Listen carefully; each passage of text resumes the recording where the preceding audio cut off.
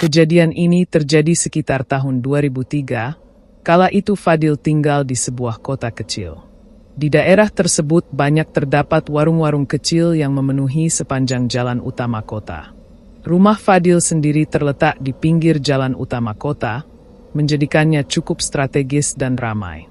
Kawasan itu penuh dengan kehidupan kota yang bergerak cepat, dengan banyaknya kendaraan yang lalu lalang dan aktivitas usaha di sekitarnya. Rumah Fadil terjepit di antara dua warung yang cukup populer di lingkungan tersebut. Di sisi kirinya ada sebuah warung sembako yang menyediakan kebutuhan sehari-hari. Sementara di sisi kanannya terdapat warung lain yang menjual berbagai barang pecah belah dan kebutuhan rumah tangga lainnya. Posisi rumah Fadil sangat strategis, namun tak jauh dari rumahnya, sekitar 80 hingga 100 meter, terdapat sebidang tanah kosong yang belum dimanfaatkan. Tanah tersebut sudah lama dijual oleh pemiliknya, namun karena harga yang terlalu tinggi sesuai dengan letaknya yang berada di pinggir jalan utama, belum ada yang berminat untuk membelinya. Kondisi lingkungan tempat tinggal Fadil menggambarkan suasana yang khas bagi sebuah kota kecil yang sedang berkembang. Jalan utama tersebut hampir seluruhnya dipenuhi bangunan yang sudah diubah menjadi ruko. Hampir setiap rumah di sana sudah beralih fungsi menjadi tempat usaha, kecuali beberapa rumah termasuk milik keluarga Fadil. Keluarga Fadil sendiri tidak tertarik untuk mengubah rumah mereka menjadi ruko. Mungkin karena mereka tidak tahu barang apa yang bisa dijual, terutama karena hampir semua jenis usaha sudah ada di sepanjang jalan tersebut, dari toko manisan, toko kelontong, perabot rumah tangga hingga pakaian. Pada tahun 2003, terjadi sebuah perubahan besar. Tanah kosong yang selama ini tidak terjual akhirnya dibeli oleh seorang saudagar kaya. Tanah tersebut kemudian dibangun menjadi sebuah minimarket atau toko swaian yang pada saat itu menjadi sesuatu yang cukup baru bagi lingkungan tersebut. Meski bangunan yang didirikan bukan sepenuhnya permanen, hanya bagian depannya yang tampak kokoh dan modern, toko tersebut berhasil menarik perhatian. Bagian belakang bangunan masih sangat sederhana menggunakan papan kayu sebagai dindingnya, namun ukurannya cukup besar untuk memanfaatkan seluruh tanah yang tersedia. Toko swaian itu kemudian menjadi pusat perhatian dengan ukuran yang cukup luas dibandingkan warung-warung kecil di sekitarnya. Setelah toko swalayan selesai dibangun dan mulai beroperasi, dampaknya dirasakan oleh warga sekitar, terutama para pedagang kecil yang sebelumnya menjadi andalan masyarakat. Warung sembako dan toko perabotan rumah tangga yang telah lama berdiri mulai mengalami penurunan omzet. Pelanggan mereka mulai beralih ke toko swaian baru tersebut yang menawarkan harga jauh lebih murah. Warga mengira bahwa kesuksesan toko swaian itu hanya karena strategi pemasaran yang pintar, terutama dengan harga-harga murah yang ditawarkan. Semua orang berpikir bahwa si pemilik toko swaian hanya menerapkan trik bisnis biasa, menurunkan harga untuk menarik pelanggan. Namun, waktu berlalu dan dalam kurun waktu 3 tahun, toko swaian itu berkembang pesat. Pada akhir tahun 2006, sebuah peristiwa besar terjadi yang menggemparkan warga sekitar, terutama keluarga Fadil. Kebetulan jarak rumah Fadil dengan toko swaian tersebut hanya sekitar 8 meter, sehingga mereka sering memperhatikan aktivitas yang terjadi di sana. Pada suatu malam di penghujung tahun 2006, kebakaran besar melanda toko swaian di ujung jalan tempat tinggalnya. Pemilik toko swaian itu tidak tinggal di sana, dan yang menjaga hanyalah seorang karyawan yang datang hanya untuk membantu dan tidak menginap di bangunan tersebut. Seluruh warga sekitar melihat barang-barang yang dijual di dalamnya habis dilahap api, menyisakan puing-puing yang hitam dan hancur. Meski tak ada korban jiwa, kebakaran itu memicu kepanikan di kalangan tetangga. Mereka takut api akan menyebar ke rumah-rumah di sekitar, terlebih karena kobaran api tampak begitu besar dan tidak terkendali. Fadil sendiri mengakui bahwa saat itu dia melihat kobaran api yang tidak wajar. Menurut pengakuannya, kobaran api itu menyerupai sosok mengerikan yang tampak seperti iblis gelap besar dan seolah memiliki kehidupan sendiri. Ia bahkan mendengar suara-suara aneh yang muncul dari kobaran api tersebut. Suara yang tidak bisa dia jelaskan secara logis. Fadil menggambarkan suara itu seperti bisikan seruan dari dunia lain yang memekik panik. Api itu tidak menjalar ke bangunan lain. Api hanya naik ke atas, membumbung ke langit malam tanpa merusak apapun di sekitarnya. Pemandangan ini membuat Fadil serta tetangga lainnya merasa heran dan ketakutan. Dari kejadian itu, tak ada yang percaya bahwa toko swaian itu akan dibuka lagi. Bagaimana mungkin setelah kebakaran hebat yang melahap seluruh bangunan dan isinya, toko swaian itu bisa dibuka kembali? Semua aset telah musnah dan hanya puing-puing yang tersisa. Namun hal yang tak disangka-sangka terjadi. Belum genap setahun setelah kebakaran, toko swaian itu dibangun kembali dan kali ini jauh lebih megah. Awalnya bangunan itu hanya semi-permanen terbuat dari bahan sederhana. Tetapi setelah kebakaran, bangunan toko swaian tersebut berdiri kokoh dengan struktur permanen dan mewah. Dindingnya dihias kaca besar yang mengkilap, lantainya seluruhnya dilapisi keramik, dan desainnya sangat modern untuk ukuran toko kecil di area tersebut. Mereka tak habis pikir bagaimana toko swaian itu bisa pulih dengan begitu cepat.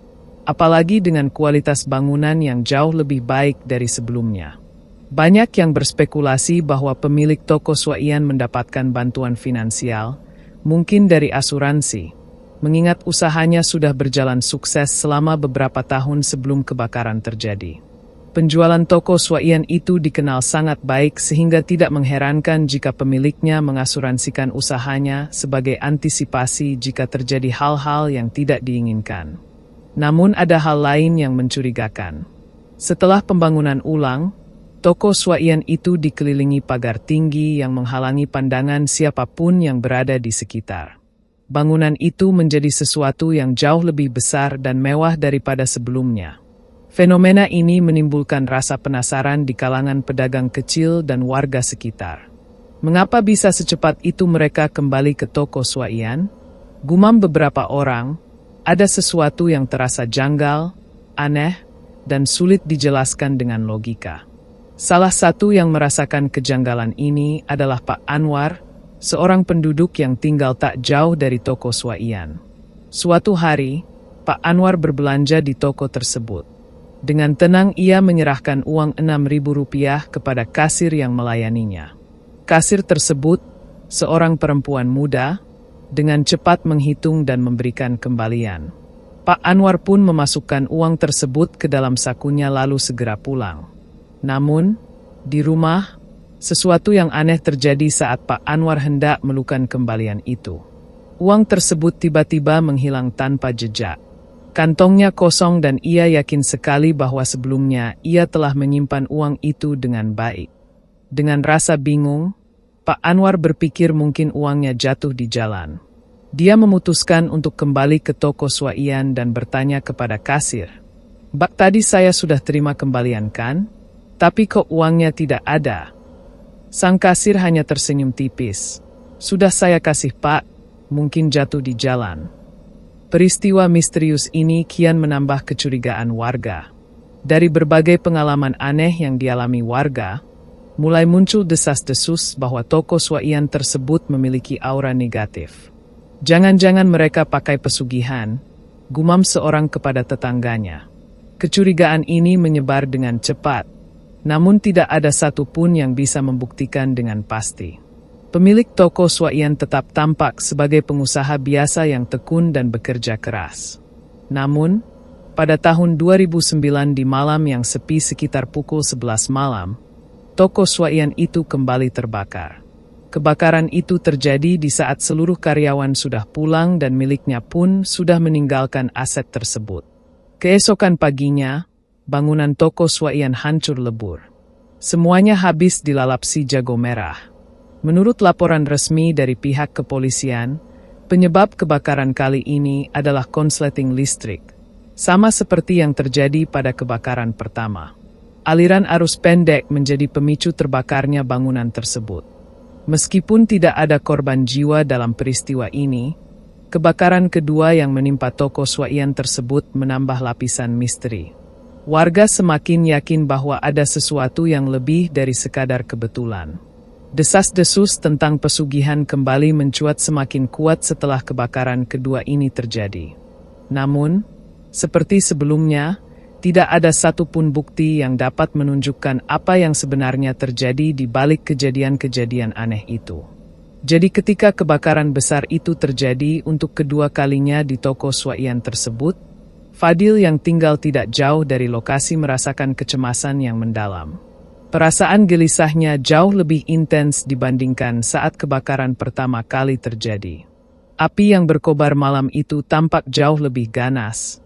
Seakan-akan amukan alam sedang dilampiaskan melalui lidah-lidah api yang menjulang tinggi.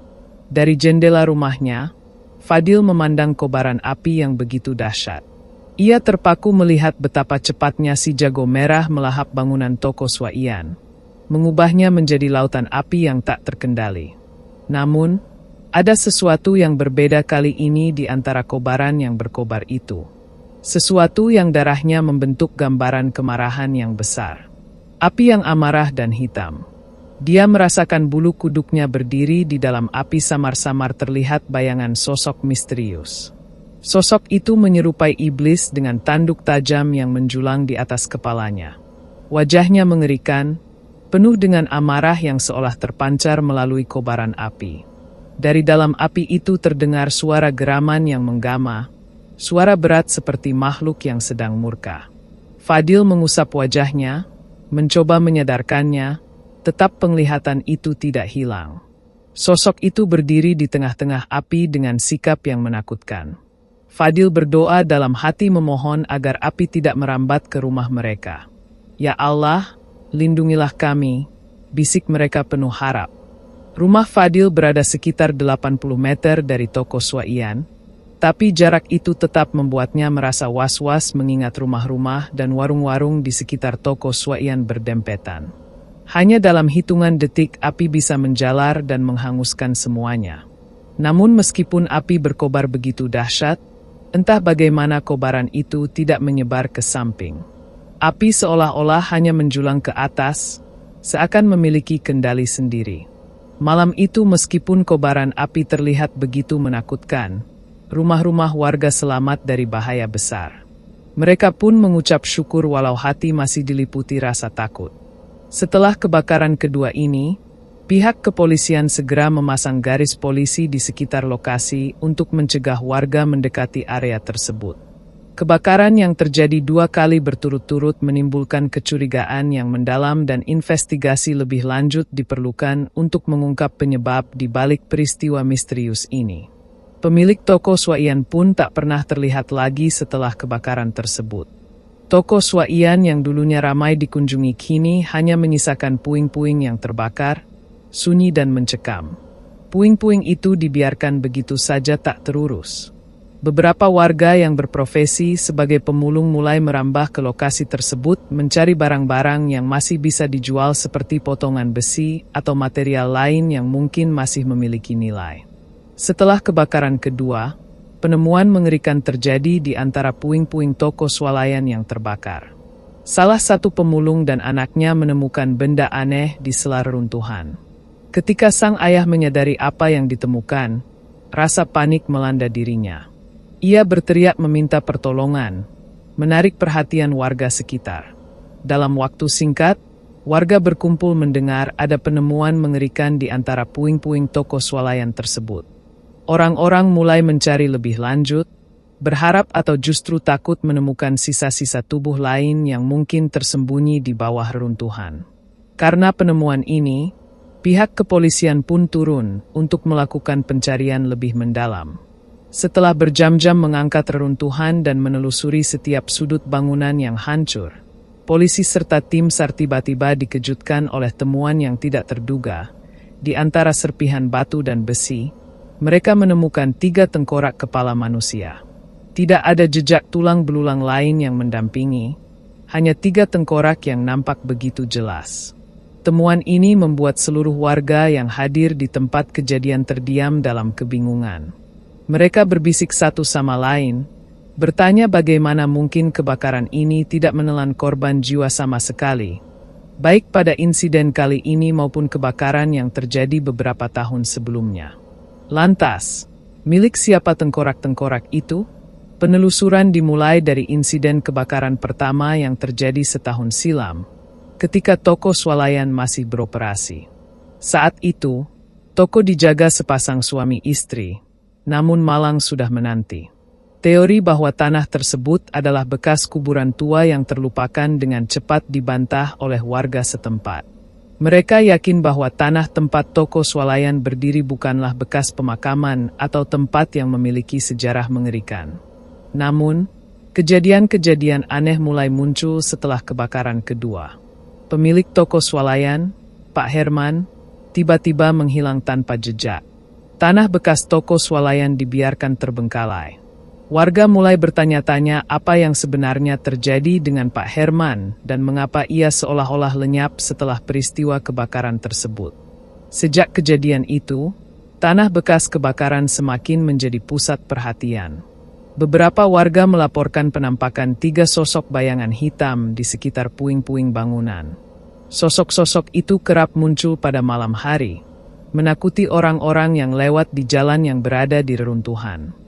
Seorang pria parubaya bernama Pak Zainal, yang dikenal berani mendatangi tempat-tempat angker demi mendapatkan nomor togel melalui cara-cara mistis, memutuskan untuk pergi ke puing-puing bekas kebakaran toko swalayan. Ia membawa sesajen yang terdiri dari telur ayam kampung, kopi hitam pekat, kembang tunjang, teh, serta berbagai makanan dan minuman manis lainnya sebagai persembahan. Di bawah sinar bulan pucat yang terhalang awan, Pak Zainal menyiapkan sesajennya, menggelar tikar, dan mulai melakukan ritual sambil menyampaikan niatnya. Setelah selesai dengan ritualnya, ia berbaring di atas tikar yang sudah digelar dan memejamkan mata. Tidak lama kemudian, ia tertidur lelap. Dalam tidurnya, ia dihantui mimpi yang sangat mengerikan. Dalam mimpi itu, tubuhnya terseret oleh sosok makhluk besar yang hitam pekat, tinggi menjulang, dengan kekuatan yang tak tertandingi. Meski mencoba melawan, usaha Pak Zainal sia-sia karena tangannya terkunci di genggaman makhluk tersebut. Ia diseret menuju sebuah tempat yang dipenuhi bau amis darah. Di sana, ia melihat meja pemenggalan yang sudah dipenuhi dengan bercak darah kental. Dengan cepat, kepalanya diletakkan di atas meja itu, dan dalam sekejap, ia merasakan sensasi mengerikan saat kepalanya dipenggal dari tubuhnya. Rasa nyeri luar biasa dan ngilu memenuhi kesadarannya sebelum akhirnya ia melihat kepalanya sendiri terpisah dari badannya, diletakkan di reruntuhan toko swalayan tersebut. Seolah-olah kepalanya menjadi tumbal untuk ritual pesugihan yang murah. Hingga hari ini, puing-puing toko swalayan itu masih berdiri di sana, menjadi tempat yang dianggap angker oleh warga sekitar. Tak ada yang berani mendekatinya lagi, dan misteri di balik hilangnya pemilik toko swalayan tersebut masih belum terpecahkan.